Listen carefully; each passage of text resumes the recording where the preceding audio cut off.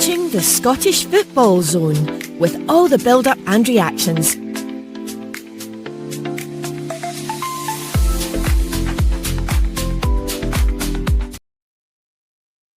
Hi, and we're live on a Monday night at 5:30. Well, just going 5:30. Busy weekend and busy week for Scottish football. Who doesn't love Scottish football? I know it's coming into pantomime season, but oh yes it is. Oh no, it's not, and all that kind of stuff. We'll get that out all the way first. Joined by Reagan. Reagan, how are you? Good to see you again. Hi, Michael, not bad. Looking forward to playing this interview that I just done about 2 minutes ago. So, I mean, it should be great speaking to Graeme Easton from the Scottish national team about Scotland and also his beloved Jam Tarts. Yeah, no, exactly. I'm looking forward to hearing that interview. You've just done that for about 20 minutes ago, and you rushed to the studio, so that was good. But I think there's I know that we spoke about Scotland on the show last week, but I mean, oh well, what the hell? We'll talk about Scotland again then, qualifying for the World Cup. Reagan, have you came back down to earth yet? No, not quite, Michael. I mean, it was a great experience. I was saying to Graeme about 2 minutes ago that I actually missed Scott McTominay's first goal, and he was laughing, saying, "How the hell did you manage to miss that?"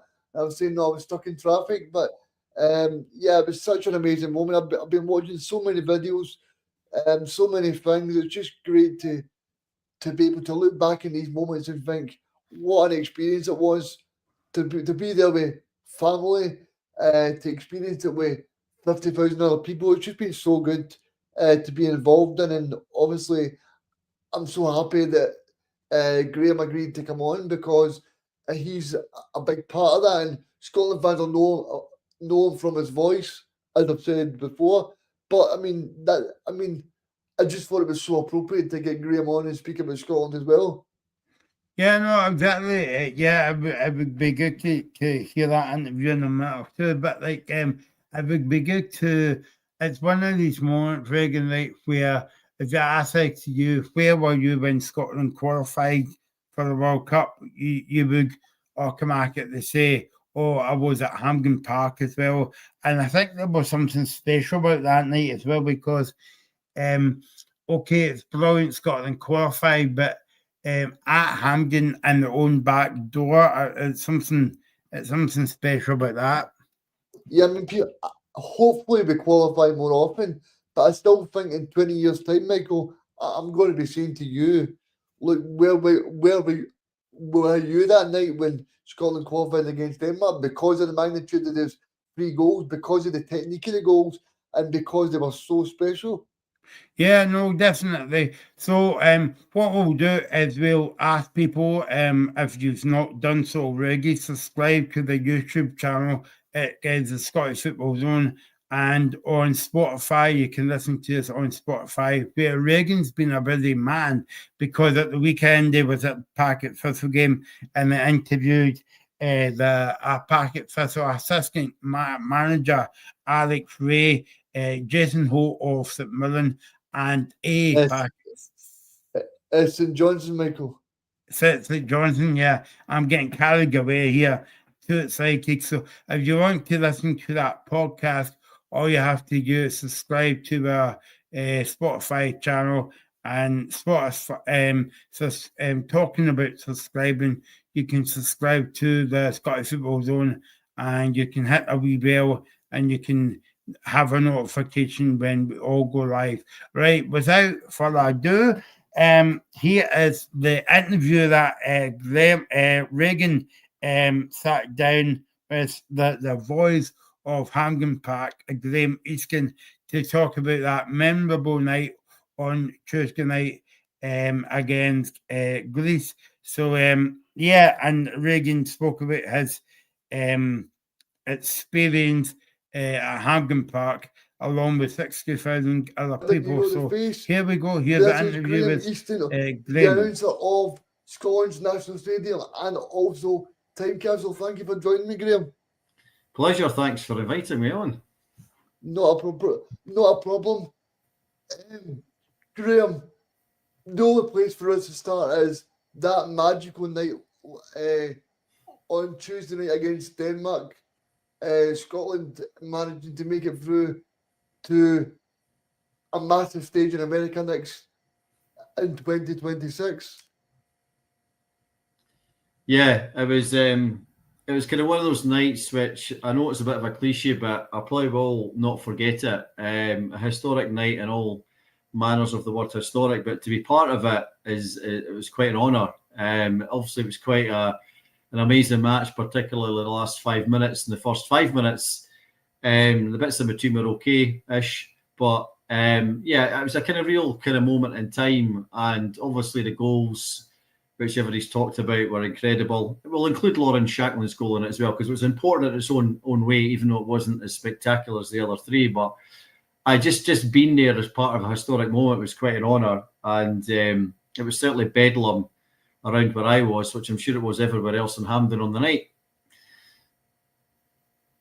Yeah, I mean, I've got a little bit of a story to tell you about that, Graham, because I've not really said this in public yet, but I was at the National Stadium, but I was stuck in traffic, so I missed the overhead kick from Scott McTominay.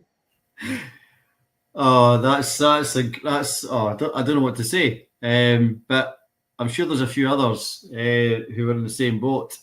Yeah, I mean, that overkick. I mean, you know, you think back, going like when Ben Doak crossed it in. I mean, nobody would have expected that.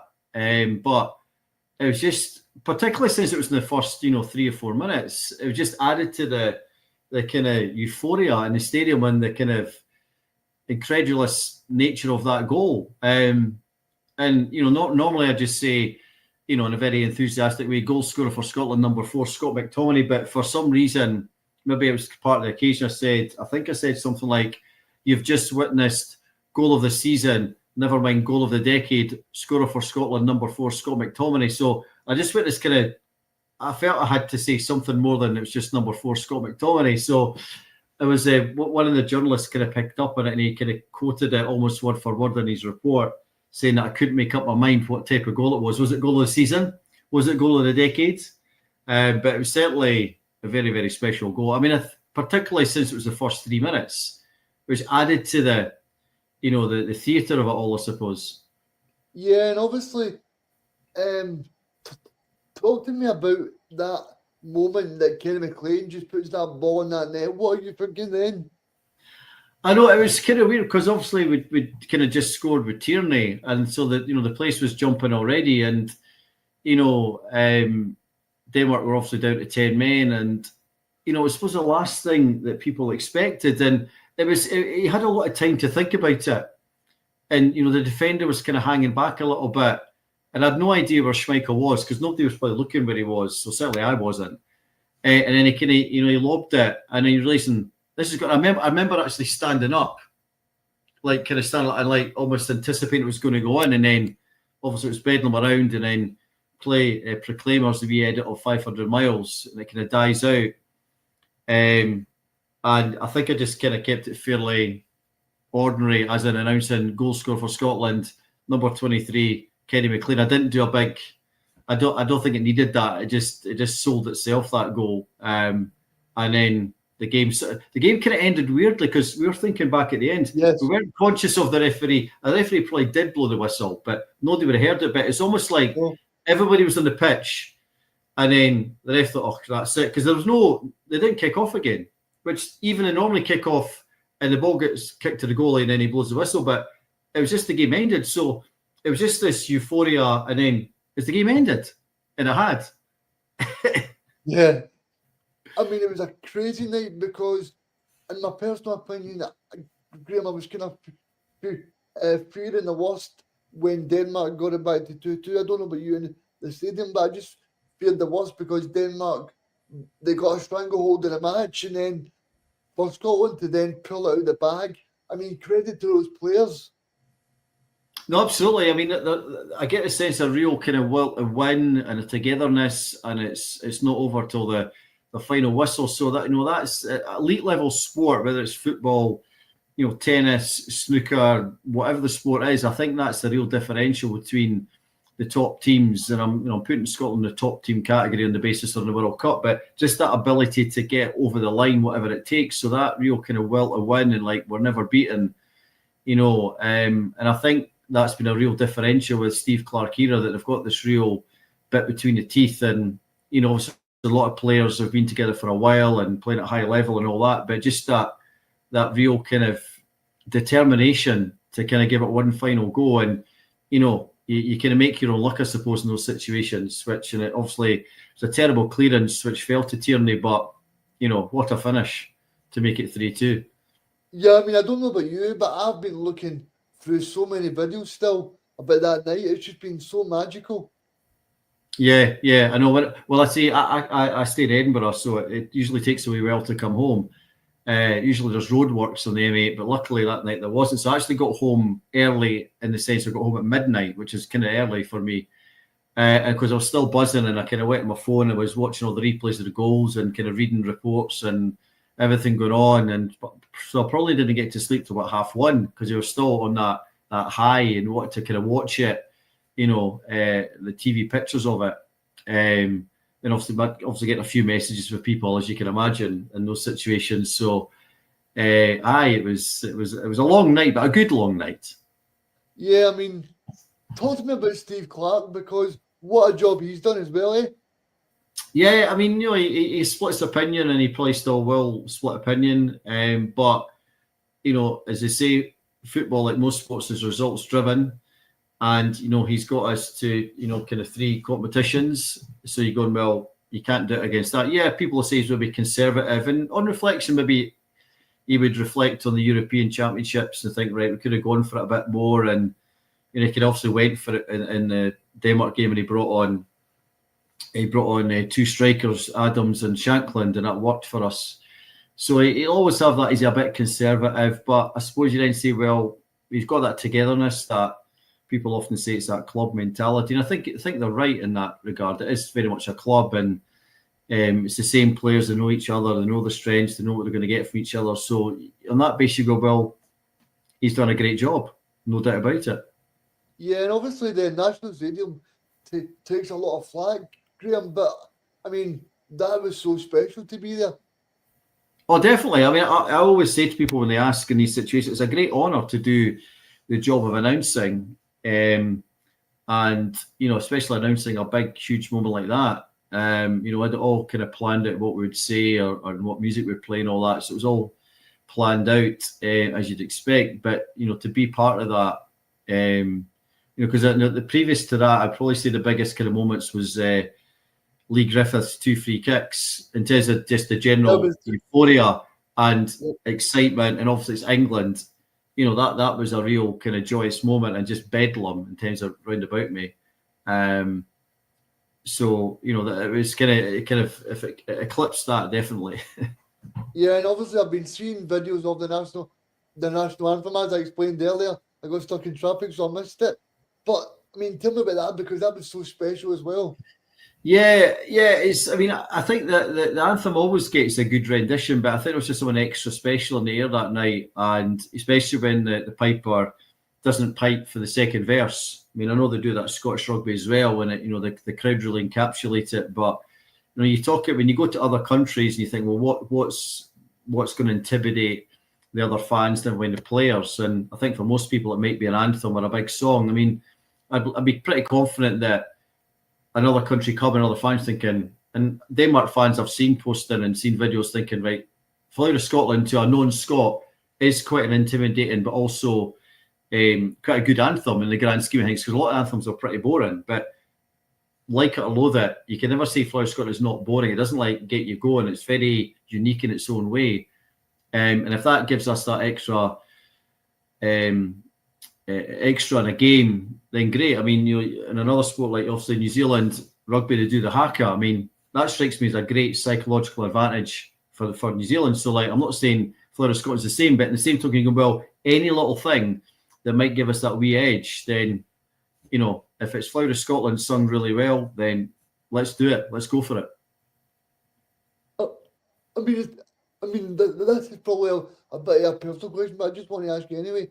See, in terms of your job, I mean, you're so privileged. Do you get to know the players, the staff? Do you get to know these people well? Not really, because I'm not really in their company, and obviously I'm kind of track side, kind of pre-match most of it. When the teams come out and stand at the tunnel, so the players walk past me. I mean, they might know me by sight because they've seen me a few times. They might go, I kind of recognise that guy. So if I bump into them at the street, they might go, "Oh, you're the guy at Hampden." So, but I don't know them. I mean, been working at Hearts, obviously, kind of launch Shankly a wee bit. So I gave him a high five before the game, and I said, "Shanks for the winner." And he kind of smiled. And I was thinking at the end of the game, he nearly was Shanks for the winner. So I mean, I know him obviously a little bit, being at Hearts and Craig Gordon, but I've never actually kind of met any of the players properly. Although now you mentioned the Georgia game, whenever the game it was raining non-stop. Yes. A mild way to put that when it was raining a little bit. But I do remember John McGinn going back and forward in that madness when is the game on, is the game off. He came and had to obviously do announcements to say the game's delayed another 20 minutes sort of thing. And I remember John McGinn running past me going, "Oh, you're not a popular man tonight," saying things like that. But I mean, I've not spoken to him, but it was just a kind of weird moments he walked past me and said that. But they've got their job to do. I've got my job to do. So I don't get to meet them formally. I was just going to ask you in terms of what preparation goes into it for you then? It's quite a lot. I mean, there's myself doing announcements. Keith, my brother, does the music and produces the show. We've got another guy who does the scoreboards. We've got guys who do the kind of lights, or if there's like pyrotechnics. So, and there's the SFA people who kind of create the script along with us. So, in total, there could be up to kind of 8 people involved in totality for a Scotland game in terms of what you see and what you hear. So, all the stuff you see in the big screens, which is obviously produced. You've got adverts, you've got stuff from UEFA, you've got the kind of goal montages and things like that. That's all produced and done well in advance. So the best way to describe it is it's basically its own little TV show, in the sense that it is timed to the second, so that you work backwards from when the teams hopefully come out 5 or 6 minutes or more before kickoff. So you're kind of working back from there, so that you're getting the kind of big tunes in just before the teams come out, and you're kind of working back from there. So it is well produced. It is a lot of time and effort goes into making it work. People also have lots of views on what they think is a good thing to see or to hear. That's a different debate. But in answer to your original question, there's a lot of preparation goes into it, but a lot of kind of skilled professionals. Some are kind of freelance like myself, and some are obviously the SFA staff who are putting on the big event. But you say a lot of time and effort and thinking goes into the sort of pre-match show, and there's lots of things we could do, there's lots of things we'd love to do, but unfortunately we can't do a lot of interactive things because of regulations about using the pitch and using trackside as much as we'd like to. So it's there's a lot of stuff that's going on, and a lot of time and effort, like I say. I mean, I think just finally, tell the audience about your journey, because I think it's a fascinating one. Yeah, well, my brother and I, Keith, started Whoosh. In fact, I've got my hoodie on there, Whoosh. Crikey, we're pushing on for kind of 30 years. So, like a few people who do what I do, we started off doing mobile discos, like, 18th birthday parties, school discos, that kind of stuff. And that was the day of vinyl. If you're old enough or young enough to remember vinyl in its original format. So we were playing vinyl at kind of discos and stuff, and ended up working a few nightclubs in Edinburgh. And then first kind of sport we got involved in was basketball at Meadowbank Sports Centre and other places, whereby we played a bit of music when the players are warming up. You do the team announcements before the players enter the court, the kind of starting 5. So we did a wee bit of that. And that was our first foray into kind of what you might call now sports presentation, and then got asked by somebody at Scottish Rugby to do games, and then ended up being the announcer at Murrayfield for many years, doing Scotland games at Six Nations and also for Edinburgh, and obviously kind of like to Hampden, and obviously worked for Hearts, so do the stadium announcing for Hearts. I've worked at London Olympics. I did the beach volleyball at the London Olympics, which was a great honour in 2012, so I had to audition for that one. So, I've done announcements for football, rugby, basketball, volleyball, snooker, archery, I've done rock climbing, so it's quite. I've done quite a few sports where my voice has been used to announce things or a kind of voice of the gods. But it all started from mobile discos. Like many people who do this kind of job, or people who've been in radio, it's kind of doing discos or DJing their kind of first foray into that kind of stuff. But it's been brilliant. It's really enjoyable, and been very honoured to be asked to do a lot of great events over the years. Yeah, I mean, obviously, it's no secret that you're a Hearts supporter as well. It must be a great honour to be the announcer at your boyhood club as well.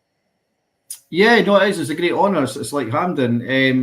The guy before me, Scott Wilson, had done it for 20 odd years, and Scott's a fantastic guy and a tremendous guy. You know, iconic voice, very much the voice of the stadium for many years. I know Scott really well, and you know, it was a surprise when he decided to proverbially hang up his microphone, although he still uses it at Tynecastle in the corporate section. But no, Scott was a great guy, and you know, a tough act to follow. There's no doubt in that. But hopefully, you know, people respect the fact we're trying to do a good job. We've got the big screens at Tynecastle now, which wasn't there in previous incarnation. And you know, like Hampden, there's lots of opportunities to do lots of things with screens and combine the music and interviews and stuff on the pitch. But you know, it's a great honour to do that. And was delighted, you know, when Hearts, you know, kind of asked us if we would consider doing it. It wasn't an easy decision because it was a lot of things to weigh up. Obviously, it's quite a commitment doing that, but you know, it is a genuine honour to do it. And I'd like to think we kind of do a good job at it. We'll never get everything right. You're never going to please everybody all the time. Everybody knows that. You'll know that from the jobs that you do as well. But you'd like to think people respect the fact that you're trying to do a good job and you know, do your best to make Hearts win on the pitch and be enthusiastic when they score and get the right tunes in. So yeah, it's great. I mean, obviously at the moment Hearts are doing not too bad as we speak, and it can change in a second, as we know in football. So you know, it's obviously quite exciting as we speak at the moment. Yeah, I mean, what are you thinking about Hearts? Because I think Derek's done a fantastic job. Yeah, I mean, listen, any non-Old Firm supporter will be delighted when their team's winning, because that really kind of happens for a consistent number of games, as it's done for Hearts at the start of the season as we speak. You know, it's never going to last forever. You know, if Hearts are still challenging at the top, you know, in February, March, April, then superb. But we know it's a long slog. We know lots of things can happen in the mad world of Scottish football. But if you're a Motherwell fan, a St Mirren fan, you know, Hibs fan, Motherwell, whoever in the league, you'd be delighted to be in the same position as Hearts. There's absolutely no doubt about it. So these teams' supporters would enjoy it as we would, and because it rarely comes along that a team's going to challenge the top two historically. So, you know, we'll see how long it lasts. No getting carried away, and we'll see how the season pans out. I think it would be wrong from me to not ask you how you think Scotland are going to get on when they go over to America. I think obviously it's going to be tough. I don't think we'll disgrace ourselves. I would like to think that Steve Clarke is now wiser, having been through a couple of tournaments, and you know, we mentioned Eloni, he maybe has been a wee bit conservative, which I understand. I'm not saying he's going to kind of go for it and play three up front or anything silly like that, but at the same token, you're going, well, maybe the players might feel maybe slightly more comfortable just playing in a slightly more attacking kind of format. Obviously, a few players are getting on a bit. It'll be interesting to see if anybody new comes in. Obviously, we've got, as we speak, you know, 9 months before the tournament starts, or just short of that. So anything can happen in terms of injuries. There's always going to be some kind of left field person's going to come at the score because maybe somebody's injured. But, you know, you'd like to think the players are going to be in a great frame of mind. And, you know, it's obviously tough. We can't have too many high expectations. But you like to think if we get at least one win, then, you know, we'll take one win. If we get any more or a draw, then I think that'll be a bonus, because whoever we're playing is going to be tough. We know that. Yeah. Thank you, Graeme, for joining us. It's been great to have you on. Thank you very much. Pleasure, absolute pleasure. I wish you all the best for your podcast.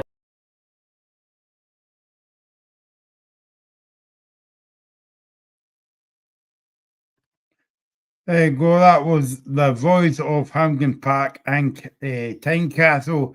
Graeme Easton and Reagan. I think like before we talk about it in great detail, I think like if anybody was watching this was wanting to go into the career of the media, like me and you, and what goes on behind the scenes, that was a good insight. Yeah, and he's a great guy to listen to as well. He talks a lot of sense, and yeah, I think it was brilliant because Scotland have got a big chance at this tournament over at the USA, and I think he's a big part of it. Obviously, people don't really know him from his face, but his that voice is very recognisable if you've heard many Scotland goals over the past 20 to 30 years. And I suppose as well that I don't. Well, obviously we know that there's more to it than just like turning up and playing music as well. But there's a lot of things going behind the scenes that you don't know about. Yeah, Michael, I mean, definitely, because what does in terms of preparation is absolutely fantastic. And I think Scotland is a big bonus because everybody gets involved with Scotland national team. I mean, look at that, what happened last week in terms of what actually Scotland managed to do and get and qualify for a tournament. So I'm really grateful to Graeme for being on the show, and I hope everybody enjoyed the interview. Yeah, no, it was good.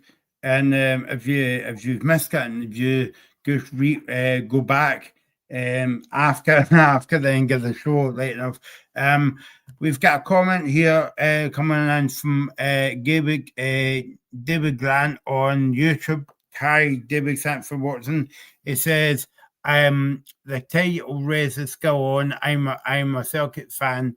But yeah, I mean, as we maybe move on to the weekend's action very briefly, Reagan, but it was a very important win for Celtic in Saturday night. Celtic weren't at their best. I thought St Mirren were unlucky not to get a point or maybe 3 points out the game, but McGregor came up with a wonder strike at the end, and obviously yesterday Hearts got him points as well. I mean, McGregor doing what McGregor does, and I think McGregor's done that more often under Martin as well, because maybe he's getting the players to shoot more often, and I think he's working a treat, because what McGregor done there was fantastic, and I think David's spot on, because I think Celtic lacked a lot of creativity. They lacked attacking players. You look at when they brought off Tunecti and they brought on Yang. I mean, when they brought on Yang, Michael, was starting to fear the worst. I thought. I didn't think that Celtic's bench was looking the best, but fair play to Celtic. They got the 3 points, which is so important at this stage of the Premier League season. Yeah, no, exactly. All I would say to David and anyone else watching is subscribe to the channel, the Scottish Football Zone, and you can like and subscribe, and we'll be back on Thursday night as well for more kind of like European action. But yeah, I mean, St Mirren I thought St Mirren were unlucky out of that game. I know a lot of talk about Celtic on Saturday night. They were the knack, but I think you've got to put that down to St Mirren, Reagan, because I mean they always make it difficult for Celtic and any of teams when they go to play there. But yeah, I mean Phil Clegg would have to go to St Mirren, and I mean they'll feel hard done by losing that brilliant goal at the end. Yeah, I mean Scotland. St Mirren are playing really well. I mean, they smacked the post quite a few times there in the game. And I want to get your thoughts, Mike, on the actual St Mirren goal they scored. I thought it was a little bit harsh, if I'm being brutally honest. Yeah. I thought Celtic were incredibly fortunate. I felt like it probably should have been a goal.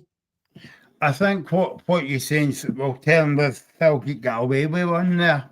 And Yeah, sorry, yeah, Michael. no, I was just going to say if it was any other game or whatever, or a ref or whatever, under the circumstances, it might have been different. But yeah, Celtic got away with one there. They were very lucky. Because was that yeah, that was in the second half.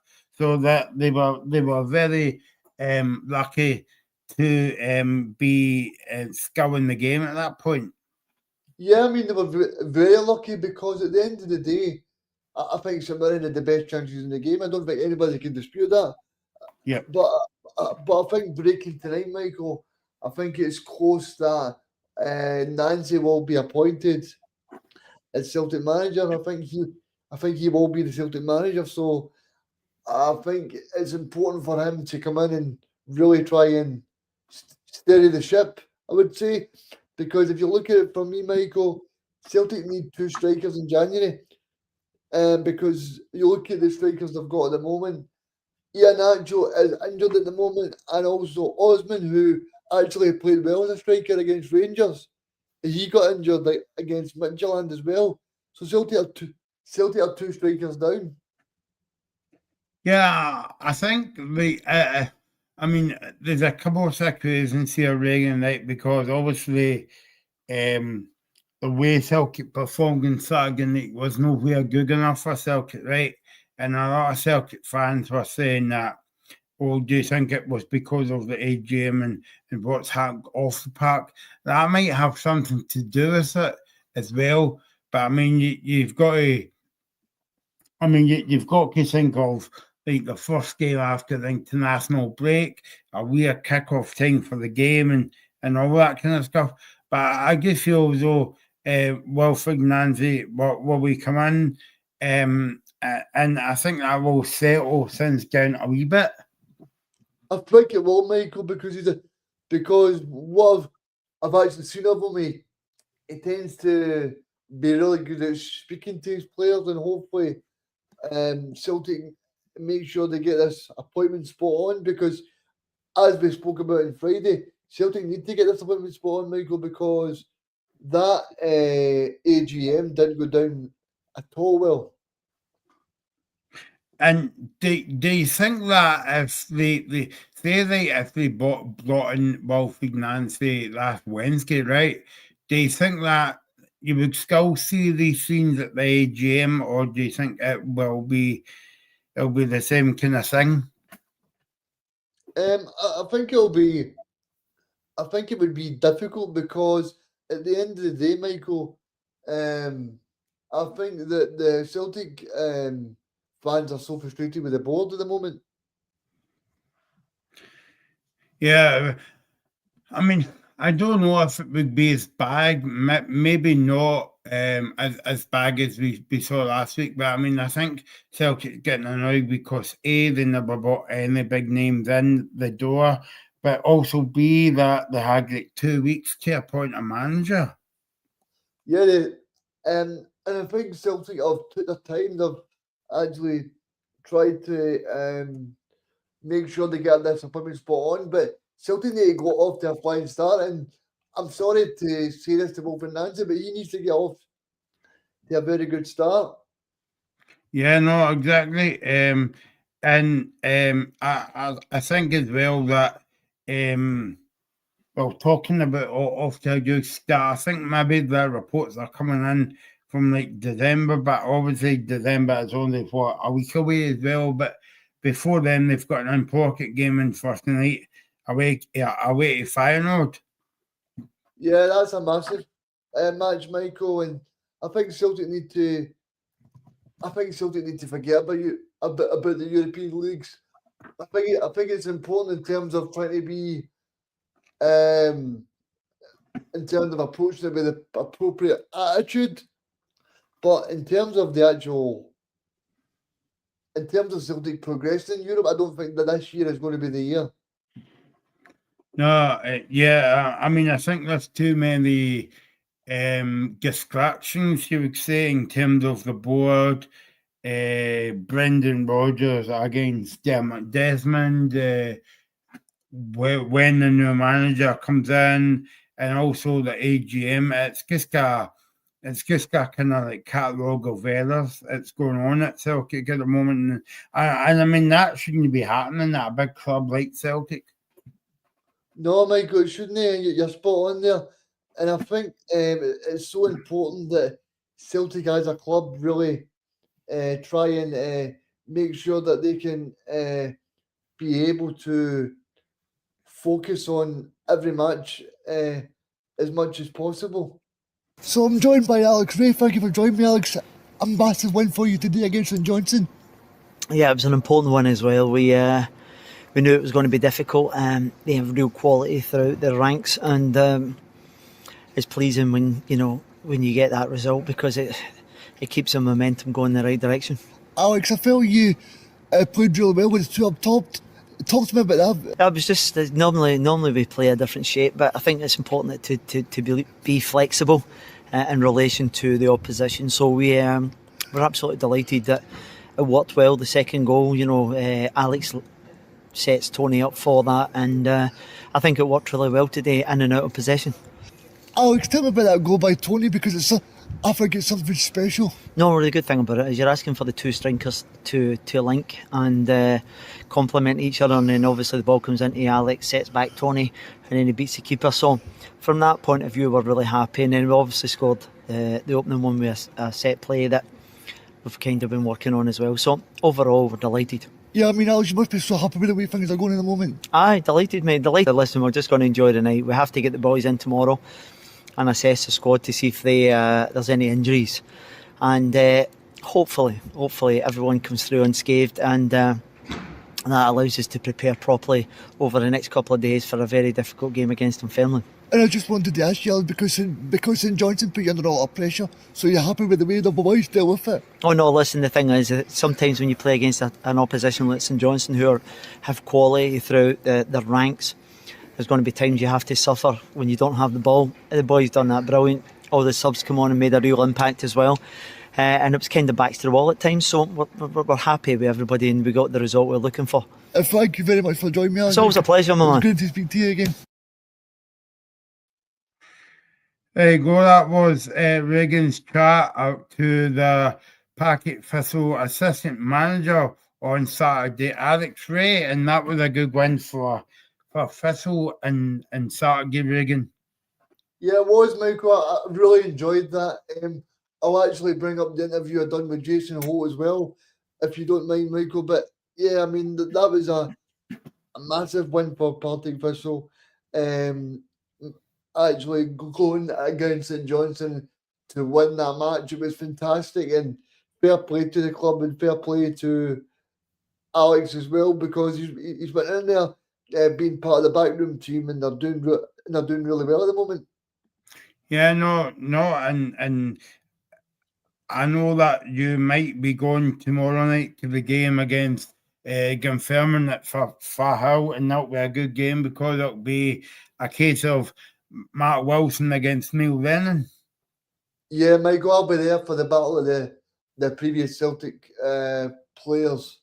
I'll be there, yeah. I'm looking forward to it. I think Partick Thistle are playing really well at the moment, but so are Neil Lennon's boys. I mean, they're playing really well at the moment as well. So they've got a few good players in there. Matty Todd as well, who's got some great recognition at international level for Scotland as well. So I'm really pleased that with the championship level as well. Yeah, Michael. So I'm really happy with the championship at the moment. Yeah, so we're going to hear from Jason Holt. I don't know if he's got that kind of interview sorted out. By the way, before I forget, the interview with Alex Ray, you can listen to it again on the Spotify channel, and you can subscribe to the Spotify channel. It is the Scottish Football Zone on Spotify. But yeah, that was good chat there between Regan and Alex Ray. Yeah, I mean, Alex Ray's a great guy, Mike, who's been through a lot of coaching jobs with Alex McLeish. He was famously part of Big Phil's background team at Rangers when Big Phil won a trophy for Rangers. Don't forget, he won a trophy against Aberdeen. Not long being in the door. So yeah, I mean, Alex has got a great coaching journey and he's doing really well at Partick Thistle as well. Yep. So I don't know if we've got that interview lined up. I'm ready to go. No, Mike. I'll probably take a few minutes in the moment. I think the big news we should probably go on to is that Farewell and Stewart have now been sacked by Rangers. Yeah, that came out this afternoon. I don't know about you, Regan. I was a wee bit surprised. Well, I wasn't surprised, but the timing was a bit of surprising as well. I mean, what was your take on it? Yeah, my take, Michael, was that I just felt like the timing was a little bit off, but I think it was needed for a long time. I think that in terms of what Rangers were trying to do, the supporters weren't really for Farewell or for Stewart, so they actually needed to be out the club. But I didn't expect it to be this dramatic on a Monday morning, because I felt like because Danny Rold had got the backing of the Rangers supporters and things sort of things were sort of being okay, because Danny Rowe actually is won his last 4 matches as Rangers manager, so things started to smooth over a little bit. Yeah, no, it kind of it kind of caught me off guard, that kind of story. But I mean, it's right weird because that story broke as we were talking about doing a show tonight, so it was good timing for us to do a show. But yeah, I mean, Scottish football's been very, very quiet compared to, I'm being a bit funny there, because this week we were, last week we were ready to hopefully get all 3 points against Greece at Hamden, qualification, the Celtic AGM at the weekend. Celtic won, Hearts get beat. Now this story we fell with at Rangers. Yeah.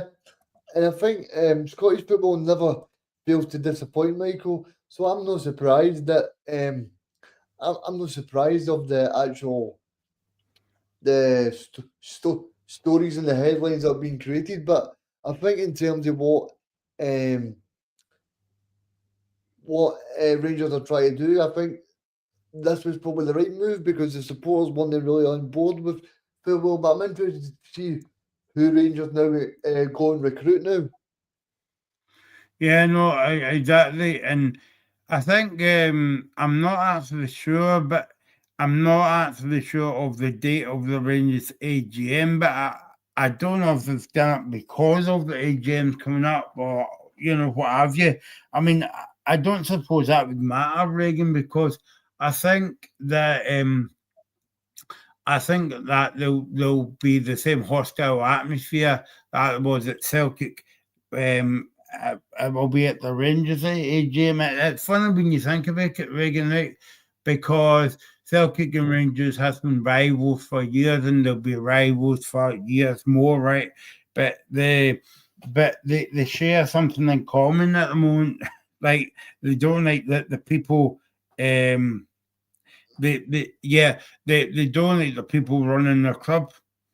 Yeah, because I think the people at the club are not really endorsing themselves in the club. They're bringing in players that are not of standard. They're also putting ticket prices at an all-time high. They're also putting merchandise at an all-time high. I'm joined by Jason after St Johnson's 2-1 defeat to Partick Thistle. Tell me about that today, Jason. It was a difficult one for you. It was indeed. Oh, sorry. Before, so basically, Reagan's chat with Jason Holt after the game on Saturday. Tough game against a good opposition. I think we controlled large parts of the game. However, moments in games have cost us. Obviously, losing an early goal and then that goal just before half-time. Went in at half-time, and that second goal probably gave us a mountain to climb. And ultimately, it was just too much. We gave it a good go in the end, but just fell short. Yeah, I mean, how difficult is that when that second goes in straight on the 45 minutes? Absolutely, I think it changes the whole complex of the game. I mean, if you go in 1-0, I think we've got a really good chance of going on to win the game, or even taking something for the game at least, maybe a point. But 2-0, again, it probably gives us a lot to do. Like I said, there was a lot of good stuff in the second half. We probably created a good few chances, which is a pleasing aspect, but ultimately defending as a team has not been good enough recently, so we need to kind of eradicate that and try and put that right. Yeah, I mean, what are you saying to the boys in the dressing room after a match like this? I think the message after the game was those moments, defending-wise as a team, has gave us too much to do, ultimately. Again, a lot of good stuff, and we know for this team we're going to create a lot of chances and we're going to score goals, but it's keeping clean sheets that gets you success, and if we can get back to keeping more clean sheets, that gives you a good chance of being successful. Yeah, I mean, I suppose the positive for you today is that you're still 3 points clear. I think if you look at the table, obviously you're still top of the league. We're aware of how difficult this league is, and the games are ever so challenging. So we need to really be on top form if we want to take anything from games this season. I know you've been in the Premier League for a lot of your time, but I mean, talk to us about the Championship as well, because it's a great league to be involved in. It's brilliant. Obviously, like you said, playing in the Premiership, however many years previously, you're always watching the Championship. It's exciting. The games Friday nights as well on the telly. You're looking out for scores, and again, I've seen it throughout the years. It can go either way. Teams can beat teams anywhere, regardless of where they sit in the league. So we've seen that ourselves this season. It's been challenging so far. I think we've done well up until this point, but need to really nail a few aspects of our game if we want to be successful. Thanks very much for joining me, Jason. It's been great to talk to you, mate. No worries. There you go. That was Jason Ho after the game talking to Regan at the Hill. Yeah, it was brilliant to speak to him, Michael, and it was just so good to get that insight. For Friday's show, Michael, I've actually got Jason's going to do a little snippet for me and speak about the St Johnstone manager and Simo Valakari as well. So that'll be good to get his insight on what he actually thinks of the manager as well. Yeah, no, that'll be good. It's always good to hear the player insight into manager, Yeah, and I think that he's a breath of fresh air, because what Valakari is doing, he's letting the St Johnstone players actually express themselves, and I think that's an important aspect, because as much as Alistair talks about Craig Levine and being quite negative and stuff like that, but Valakari's got a different sort of approach to football, and I think that I think the question I asked him about as well, Michael, just want to touch on as well, the question that I asked him about in terms of the Championship, because he's always been in the Premier League, I think that was very important for me, because obviously this is his sort of first real stint in the Championship, so I just wanted to get his thoughts on what he thinks of the level, and obviously watching that Championship on the Friday night on the TV as well. It gets a lot of publicity, and that's why I really enjoy talking about the Championship as well. Yeah, because obviously when we talk about levels in the game, Regan, but like there's a bit of a difference between the Championship and the Premiership. But I mean, when you look at the bottom of the table, the likes of Livingston and teams like that, there's not really much of a difference there. No, because you look at teams like St Johnstone. St Johnstone played really well on Saturday against Partick Thistle, and same with Partick Thistle. I mean, Partick Thistle are playing really well this season under Mark and Alex as well. So I think we've got a fantastic league to be involved in. And you look at the match I'm going to tomorrow night in terms of Partick and Dunfermline as well. So I think there's so many great clubs, and you've seen what Falkirk done in the Championship over last year and what they are managing to do in the Premier League as well. Yeah, no, definitely. And I mean, the game that you watch tomorrow night, sorry, on Saturday, and you're going to see two teams that, on Tuesday night as well against Thistle and Glenfirmin.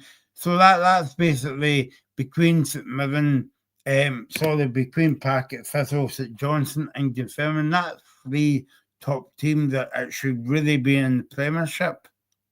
Yeah, and I think that's a big reason, Michael, why I'm a big advocate of the Premier League potentially becoming a bigger league, because a lot of these clubs like Partick Thistle, like St Johnstone, they're ambitious clubs.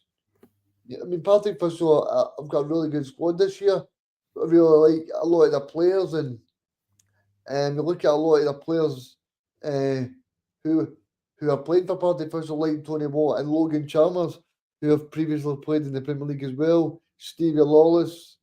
I mean, there's so many. Alex Samuel, who I spoke to as well.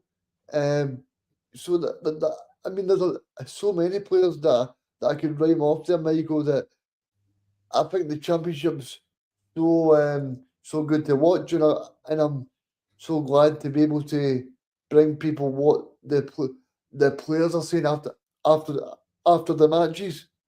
And you can listen to all these podcasts through our Spotify channel.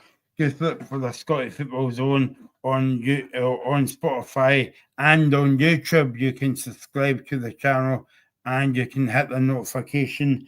And every time we go live, you'll see us live. Like Thursday night will be on at 10 o'clock. Let's go back to the Rangers situation on Reagan that we spoke about it before. I think it's going to be quite interesting how that's going to develop. So obviously, it kind of goes came out today, but by the time, if we do a show, by the time tomorrow night comes, it will grow basically what you say, arms and legs.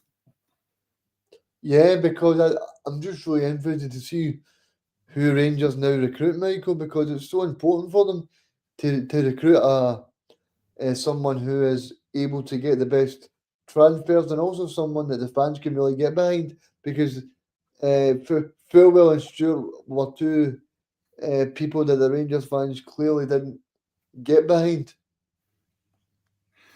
Yeah, let's speak about the game on the park then on Saturday. Obviously, I'll go through the highlights. The final score at Ibrox, in case you forgot, Rangers 2, Livingston 1. And it was, obviously, we'll speak about the handball incident in a minute. And I think everybody agreed it was a penalty. And just like Celtic on Saturday, Rangers got away with one on Saturday afternoon as well. But I mean, Livingston could have took all 3 points of that game, because going by the highlights, Livy had the better chances. Yeah, they did. And I think it just shows you that David Martindale's got a really good team going there, Michael, and he's got a really good structure and squad there. And also, from a Rangers point of view, well, I did say on Friday that I felt like Rangers would win about 4-0. But, I mean, fair play to David Martindale and his team, because they went there, they thought we were going to have a right good go at Rangers, and they've managed to be able to do it. Yeah, no, definitely. And looking at the highlights, Regan, I don't think Rangers had, obviously they had in the 10th and goal when they scored, but I mean, that was all kind of like Livingston. Yeah, I mean, I've not really seen the game, Michael, because I've been at Fleur Hill on Saturday, but yeah, from what I heard, it was pretty close to being a pretty even match. So yeah, but fair play to the squad, because I don't think many people, thought going into the game that David Martindale and his team would be able to really handle what Rangers had, because they made because I made a really good start under Danny Rowe. Let's talk about that penalty incident. I wrote down here, should Livingston have had a penalty? Absolutely. I don't see how that wasn't. I don't see how that wasn't able to be a penalty for me, Michael. I think the VR and the referee must have been off for a little bit of tea or something, because I don't know how they've missed it. When I saw that incident, Reagan, it reminded me of basketball. Yeah, I mean, I don't even think that it really struck him at any other part of his body. It was like the arm was right out. So I just don't understand how it wasn't possible to be a penalty. I'm interested to see what the SFA have to say, because I know they do the weekly or the monthly review shows on Sky. So it'll be interesting this month to see what they say. I was listening to David Martindale after the game, and I think it was the BBC that he was talking about too, and it was saying, it's a waste of time, managers phoning up, and basically he was saying that like clubs like Livingston, it's a waste of time having VAR because because they're putting good money into it, but they're not seeing any kind of like return. Basically, what I mean by that is any right decisions. Yeah, because the Scottish football clubs are putting a lot of money into VAR, and as we know ourselves, Scottish football is not rich in a lot of money. So I think I think it's a little bit disappointing, because at the end of the day, the clubs pay a lot of money, so they expect better from the referees. Yeah, no, yeah, I mean, I know that it's kind of, well, I'll get your opinion about VR in a minute. I think we spoke about VR so many times on the show. A lot of people is bored of it, but do you think that Danny Rose came in and Rangers has got what is that, 4 or 5 wins back to back? Do you think the confidence is up a wee bit? But obviously they're still winning games, but the performances aren't up to scratch. Yeah, I mean, from the Rangers fans I spoke to, they weren't particularly too happy. The big thing they said, it was so important that they got the 3 points, and that's obviously the most important thing. But I don't think the showing from the players was much. Yeah, no, exactly. So what do you think of VR? Then I mean, we've talked about it to our kind of like people sick of hearing from it, but like I don't know about you, Reagan, but I mean, I'm starting to get annoyed with it a wee bit. I know I said this ages ago in the show, and we done a show about VR as well, but I think for me it spoils the game. I think it does spoil the game, because you're not able to celebrate. Well, I'm certainly not able to celebrate when Scotland score or whatever. But I think it's so important that VR does make it here, because VR. What happens if something major is missed, and then we think, oh, that could have been saved? So I think VR's got a very important role, but I think that I think the way that we implement VAR needs to be uh, p- p- potentially looked at, because at the end of the day, VR's getting a lot of mistakes at the moment. Another thing David Martindale was talking about after the game to the BBC was, I mean, what he says, what's going to happen? Are they going to replay the game? Now, my point was this, and I've made this point on the show more than a few times, and I'll mention it again, that that programme with Willie Collum, right? Maybe I watched that programme and just to see what it is and how they explain and how they get the another out of the full show as well. I don't know if it embarrasses Scottish football, Reagan, the amount of mistakes that they make, but also it says to me as though that if Willie Collum comes on and says, "Oh, I'm sorry about that penalty, you should get the last minute," I think that's making the fans worse. Yeah, because if you say to, I think Jay Bufroyd made the point on Sky Today, David Martindale could lose his job tomorrow. David Martindale could lose his job tomorrow. No, he's not going to lose his job. But what I mean is, say that's Stuart Kettlewell in 2 weeks. The Stuart Kettlewell's lost a lot of matches this season. So if then it happens that, oh, by the way, you're going to lose your job because you got beat, and that incident then crops up again, then you've got to feel sorry for managers. You've got to feel sorry for players as well, because they don't actually know what is actually going to happen from match to match. And I think that's a point I was making ages ago, Reagan, about like if a penalty goes against your team and that team now gets relegated at the end of the season and the manager loses his job, but the ref that makes that decision, he's still in the job. Yeah, yes, and I think that's the problem is, as you said, there's no kicking at accountability for the referees, because they go week to week, and of course, they are maybe took off a match for a week. But I think it's also, Michael, to play devil's advocate as well. It's because the pool of referees is so small, so you've got to bear that in mind as well. Yeah, no, I just doesn't look like a good look for Scottish football. I mean, when it came in at first, everybody was all excited about it. Obviously, as a football fan, Reagan, and I'm a football fan, and also and we're journalists as well. But there's always a kind of apprehensive coming into the game.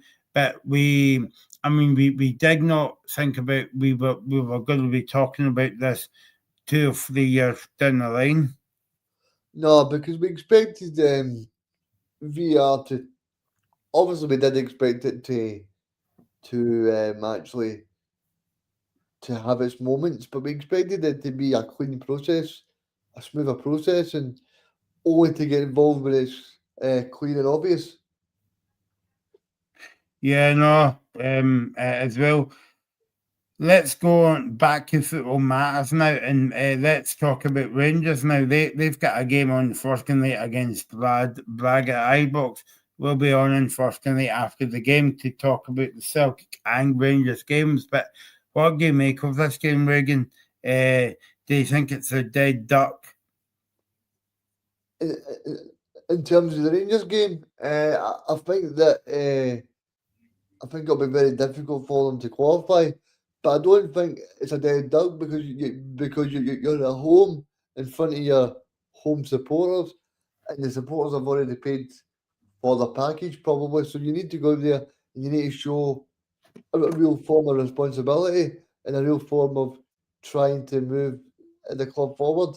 And also, Danny Rowe, I don't think he'll want to break that momentum as well. He'll want to try and make it 5 wins in a row, because look how difficult it became for Martin as well. So I think he'll want to try and make it as smooth a process as possible. So that was the game at Ibrox then. It finished Rangers 2, Livingston 1.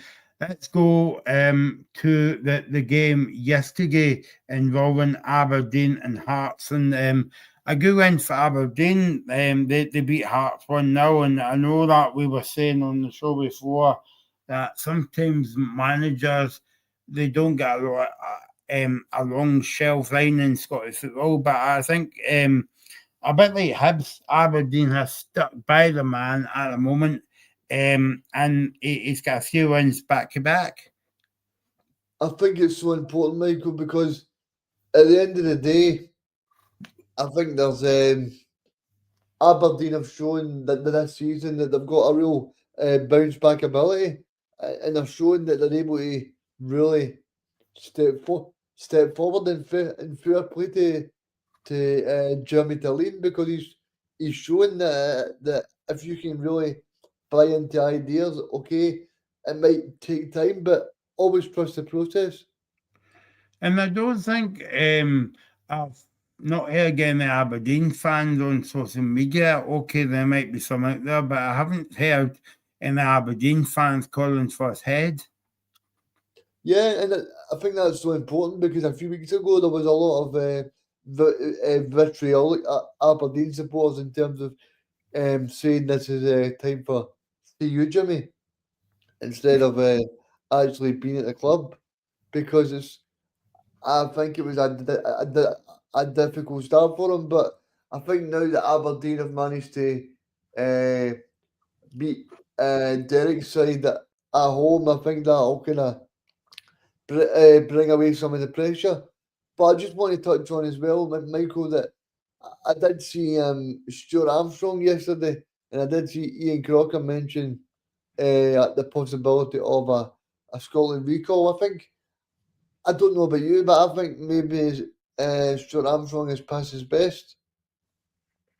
Yeah, but I think he's one of these guys, Reagan, that would still do a job for Scotland. Maybe not every game, maybe like coming off the bench as well. And I know that we always speak about experience in football, like Craig Gordon and the likes as well. But Armstrong's got experience by playing in England, but also in Scotland, and European game for Celtic as well. So I think it might be a decent shout to have Armstrong as part of that squad, especially because I don't know if you know everybody, but Scotland is going to the World Cup.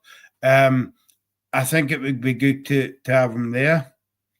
Yeah, because I think it proves the other night when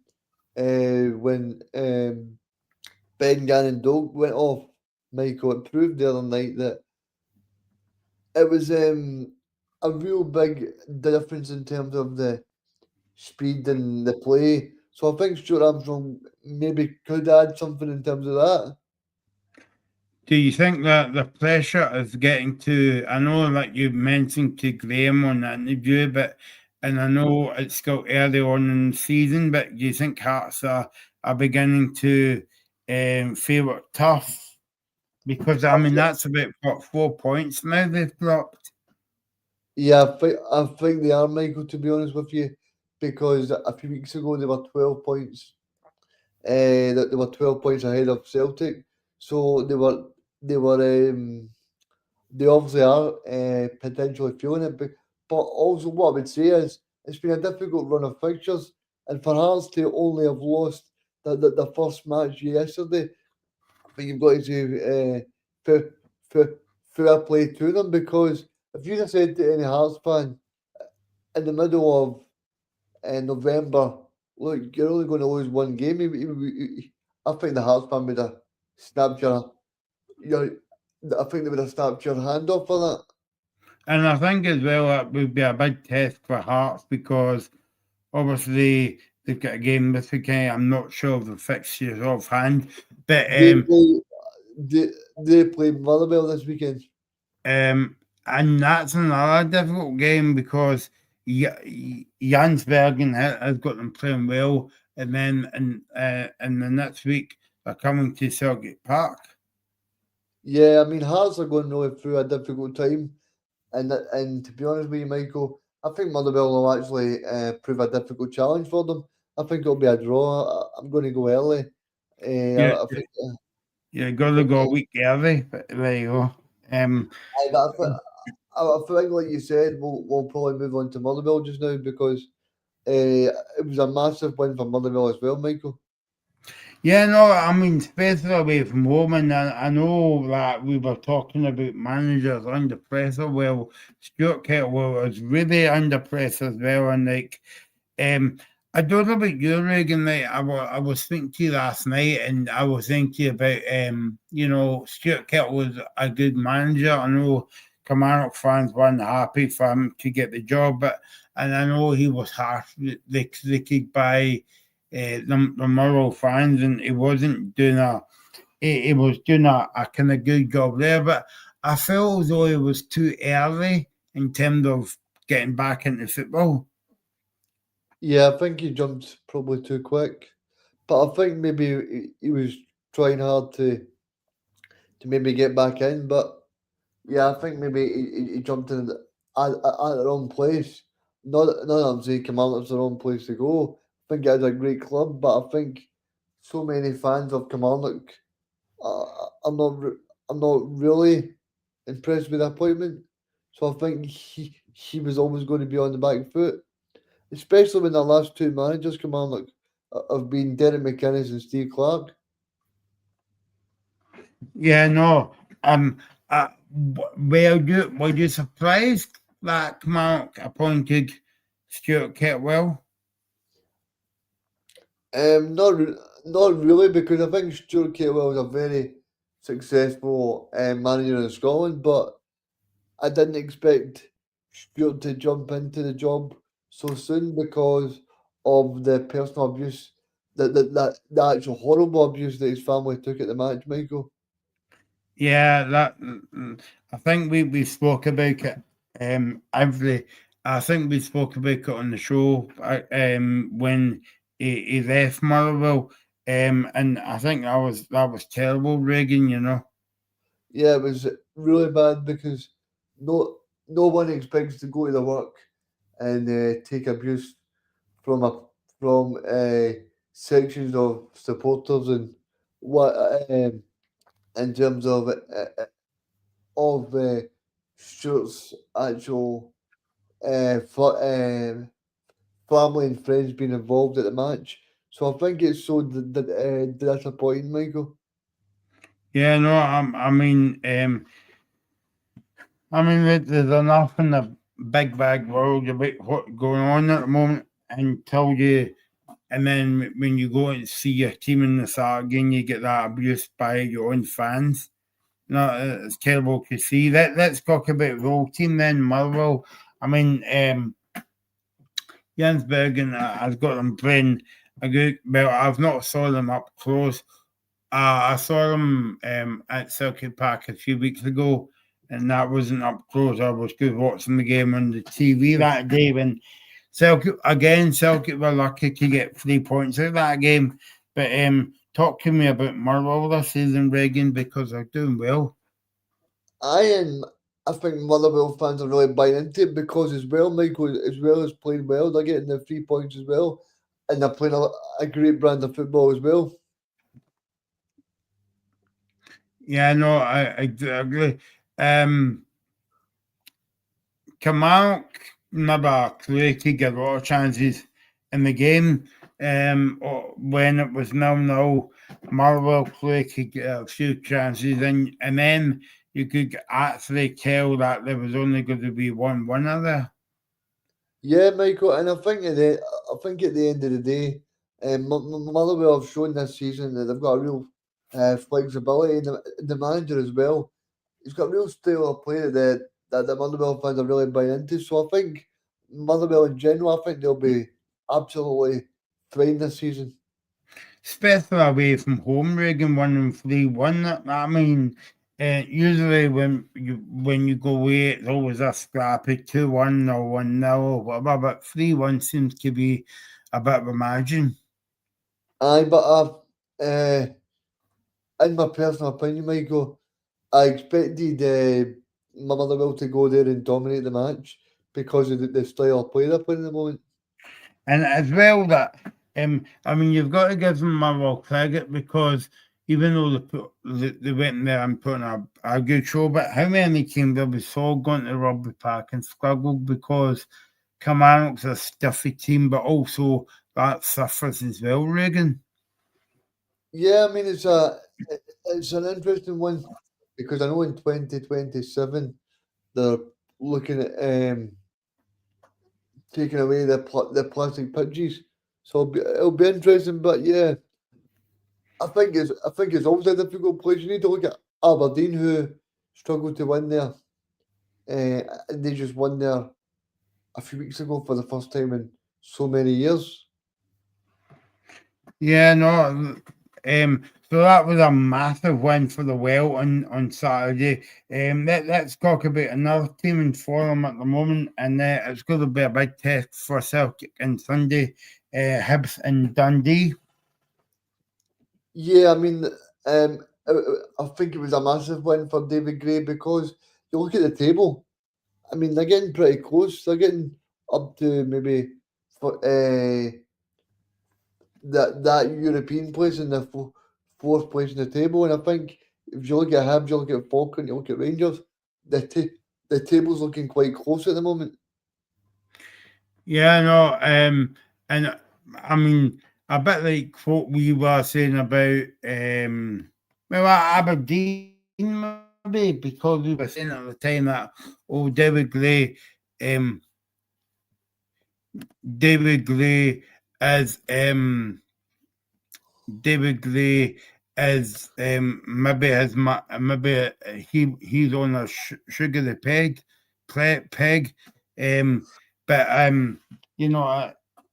It's because they stuck by him, and I suppose that you could say the same thing about David Gray at Hibs.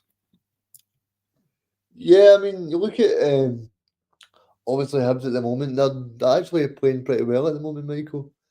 I just think that Rangers match, they probably should have won that game as well. I mean, they missed a penalty, but they also had a lot of chances in that game as well. So I think it'll be a very difficult match for Celtic on Sunday. And I actually fully expected Hibs to do what they done against Dundee. So fair play to them. Yeah, so it's actually beginning to come out now. We broke the story early on in the show that it's moving very, very well, slow in terms of Celtic, but fast in terms of Celtic getting a new manager.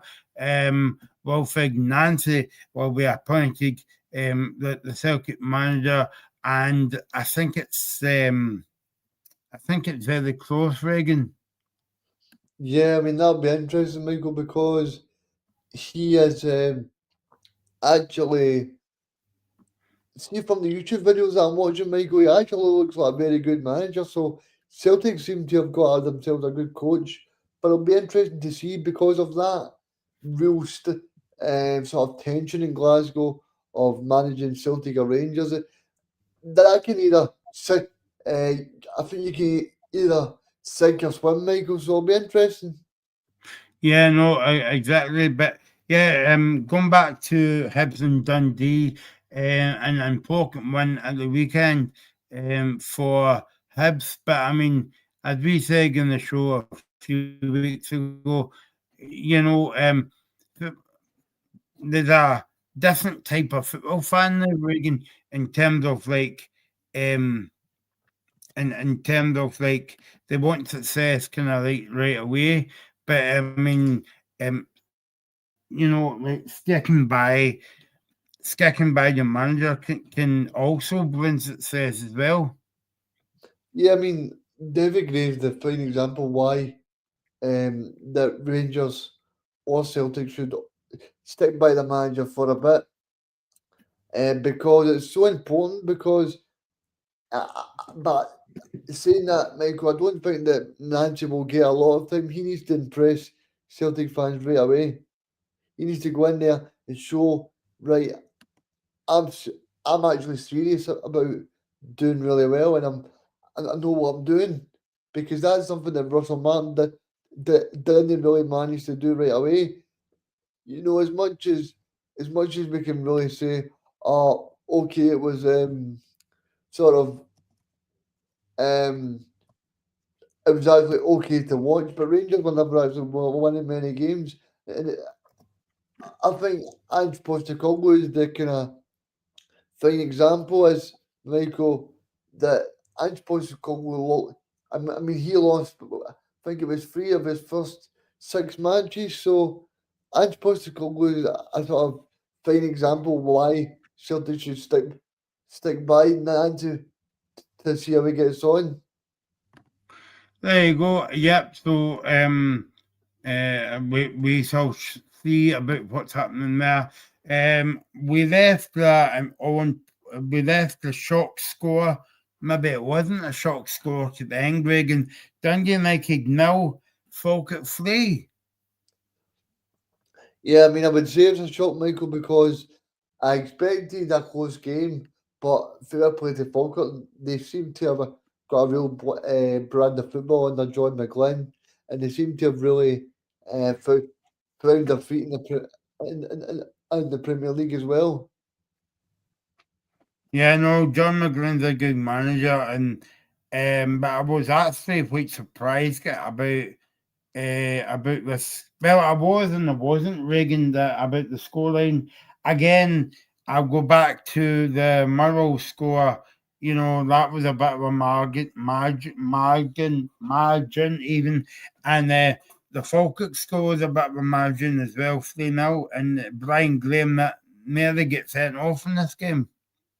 Yeah, I think Brian Graham's a great player, and I'm glad to see that he's still got that fire in the belly, because he had some great years at Partick Thistle as well, and he's also shown, Michael, that obviously for the kind of veteran players that they can still play at a very good level. So I like Brian Graham a lot. Yeah, and of course, John McGlyn's building a good squad there with Brian Graham and a few players that's been a bit around the block for a few years as well. Yeah, I mean, Scott Arfield being the fine example as well, Michael. Scott Arfield's a great player. He's proven over many years at Rangers that he's a great player, and obviously he's played with his national team as well. So I think in terms of that, um, I think they've brought a very good squad, but also they've got a very good squad that they've had for many years through the Championship, through League One, through League Two as well. So I Yeah, think I think if Packet Thistle or St Johnson have any aspirations at coming up, because what's John McGlynn side play football, they're a good side to play. They're a good side to watch, Regan. yeah, Michael, I think they are, and I think they proved that against Celtic and Rangers over this season. I mean, Falkirk should have probably beat Rangers in the match they played first time this season, so it'll be interesting to see what happens on Sunday when they play Ibrox. Yeah, no, that's going to be an interesting game. I look as well, especially because Rangers are in great shakes at the moment, but obviously they've got that game against Braga. And talking about first night, we'll be on in first day to talk about the Rangers Celtic game and Aberdeen game in Europe first night at 10 o'clock. And don't forget, we'll be back on Friday with our preview show at 5 o'clock for the weekend games as well. All it means for me to say is subscribe to the YouTube channel. It is on it